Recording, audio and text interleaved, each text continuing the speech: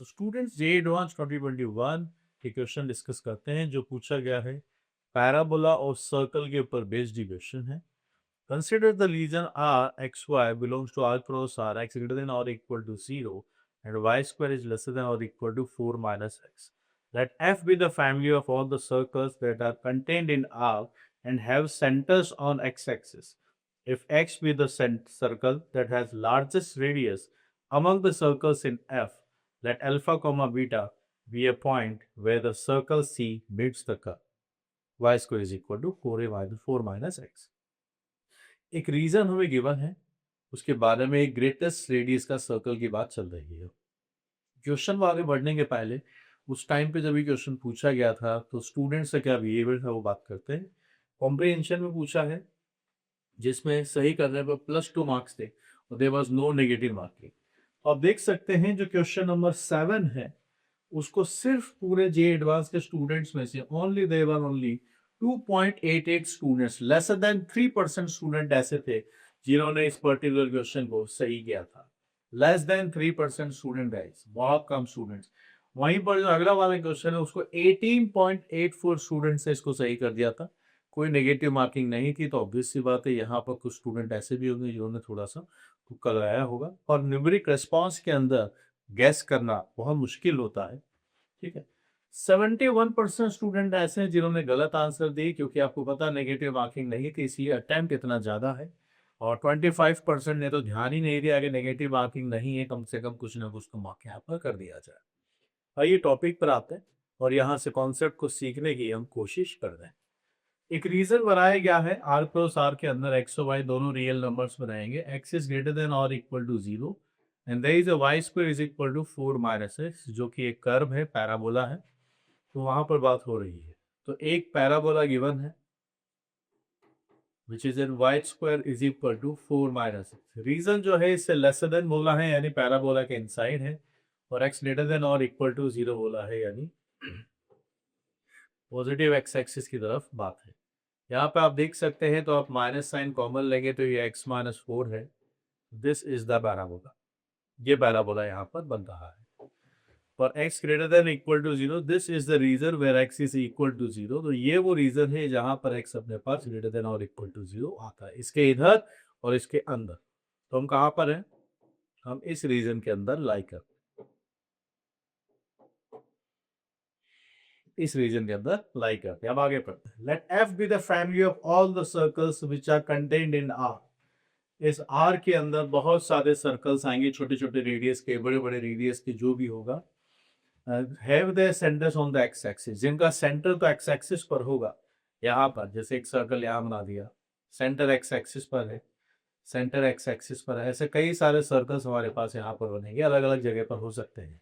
Late C be the circle that has the largest radius. Okay, सबसे बड़ी radius इसकी होगी, उसको सर्कल सी बोला गया, ठीक है भाई।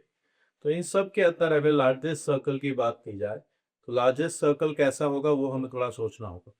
जैसे मैं जितना डिस्टेंस पर आता हूं, लार्जेस्ट सर्कल कंटेंट इन, जैसे मैंने ये सर्कल बनाया तो ये इसकी रेडियस, इसका जो एक्स कोऑर्डिनेट होगा उससे कम होगा। ये इसका एक्स सेंटर का एक्स कोऑर्डिनेट होगा, ये इसकी रेडियस होगी। अगर हमें लार्जेस्ट रेडियस बनानी है तो लार्जेस्ट रेडियस के लिए जो सेंटर का एक्स कोऑर्डिनेट है उसी को रेडियस दे लेते हैं। सबसे ग्रेटेस्ट हमारे पास से सर्कल बन जाएगा। मैं जो कहना चाह रहा हूँ ये बात बता रहा हूँ। जैसे मैंने यहाँ पर सर्कल लिया तो ये लेंथ इसका एक्स कोऑर्डिनेट होगा सर्कल के सेंटर का, और ये इसकी रेडियस होगी, इतनी सी इसकी रेडियस बनेगी आर, और ये इसका सेंटर होगा अल्फा या फिर पी, जो भी आप सेंटर लेना चाहें।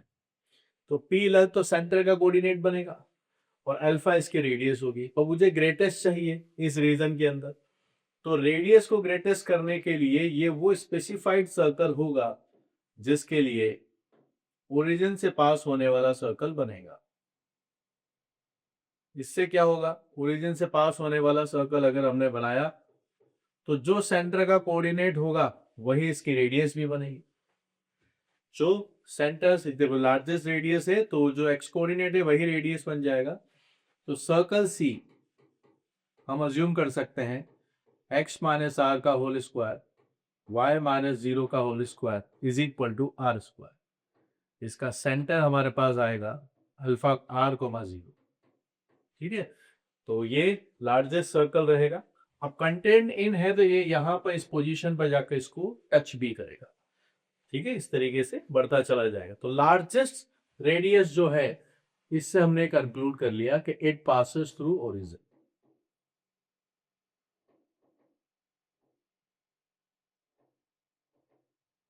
क्योंकि अगर ये ओरिजिन से पास नहीं होता तो फिर रेडियस कम बनेगी फेस की, सेंटर चाहे एक्स एक्सिस पर कहीं पर भी हो। ठीक है, और ये इधर जाकर टच करता है। तो ये सर्कल की इक्वेशन आई। सिंप्लीफाई करने पहुंचे, X square plus Y square minus 2xr is equal to 0। हम जानते हैं आर तो कैसा होगा, पॉजिटिव होगा, वैसे भी इस साइड पर लाई करता है। अब इसको सॉल्व करते हैं पैराबोला के साथ। Solve with parabola. पैराबोला आपके पास से बनता है Y square is equal to 4 minus X. Y square is equal to 4 minus X. Circle parabola एक साथ सॉल्व, ये यहां जाकर रखेंगे। X square equal to 4 minus X minus 2xr is equal to 0।